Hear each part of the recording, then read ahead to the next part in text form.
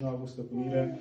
Adu-ți aminte de cel ce ți-a poruncit ție după cererea ta să intri în turma lor, temete de Dumnezeu, cu a cărui poruncă pământul pe ape s-a întărit, de cel ce a zidit cerul și a pus înălțimilor hotar și văilor măsură, de cel ce a pus nisipul hotar mării și n-ape multe cărare tare, de cel ce se atinge de mult Hristos, mă unesc cu Hristos, te unești cu Hristos, te unești cu Hristos, te-ai unit cu Hristos și crezi Lui ca unul părat și Dumnezeu. Cred într-unul Dumnezeu, Tatăl Atotțiitorul, Făcătorul cerului și a pământului, a tuturor celor văzute și nevăzute, și într-unul Domnul Iisus Hristos, Fiul lui Dumnezeu, unul născut, care din Tatăl s-a născut mai înainte de toți vecii. Lumină din lumină, Dumnezeu adevărat din Dumnezeu adevărat, născut, nu făcut, cel de o ființă prin care, cu Tatăl, prin care toate s-au făcut, care pentru noi oamenii și pentru a noastră mântuire s-a coborât din cerul și s-a întrupat de la Duhul Sfânt și Maria Fecioară și s-a făcut om și s-a răstignit pentru noi în zilele lui Ponțiu Pilat și a pătimit și a îngropat și a înviat a treia zi după Scripturi și s-a înălțat la cerul și șade de-a dreapta Tatălui și iarăși va să vină cu slavă să judece vii și morții, a cărei împărăție nu va avea sfârșit. Și într-un Duhul Sfânt, Domnul de viață Făcătorul, care din Tatăl procede ceea ce împreună cu Tatăl și cu Fiul este închinat și slăvit, care a venit prin proroci. Într-una sfântă, săbunicească și apostolească biserică, mărturisesc în botez iertarea păcatelor, aștept învierea morților și viața veșnică să fie. Amin. Te-ai unit cu Hristos? M-am unit cu Pentru ca să se sfințească apa aceasta cu puterea, cu lucrarea și cu venirea Sfântului Duh, Domnului să ne rugăm. Doamne, miluiește!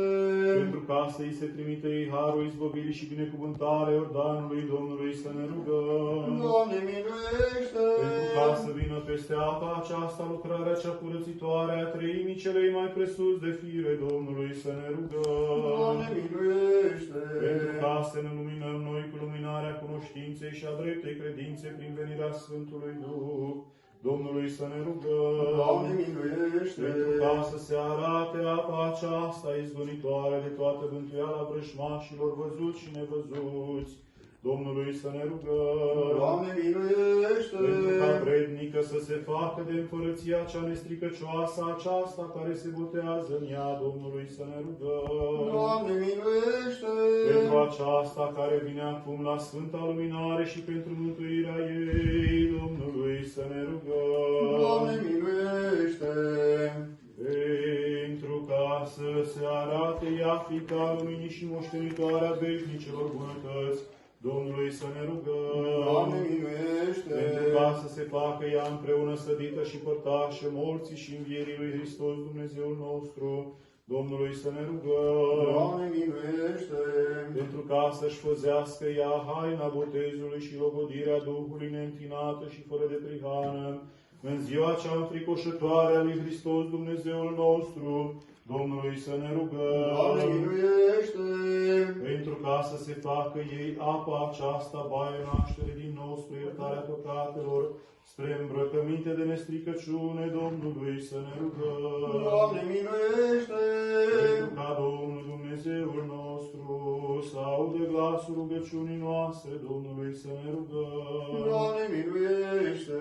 Pentru ca să fim izbăviți, ea și noi, de tot necazul, mânia, primejdia și nevoia, apără, mântuiește, miluiește și ne păzește pe noi, Dumnezeule, cu harul Tău. Doamne, miluiește! Pe preasfânta, curata, prea binecuvântata, mărita stăpâna noastră de Dumnezeu născătoarea și pururea Fecioară Maria cu toți Sfinții să o pomenim. Preasfântă născătoare de Dumnezeu, miluiește-ne pe noi! Noi înșine și unii pe alții și toată viața noastră lui Hristos Dumnezeu să o dăm. Ție, Doamne!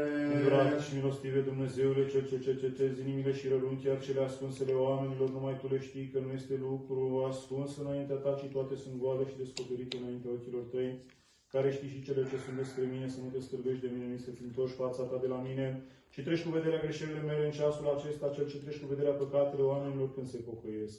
Și îmi spală necurăția trupului și întinăciunea sufletului și pe mine întreg.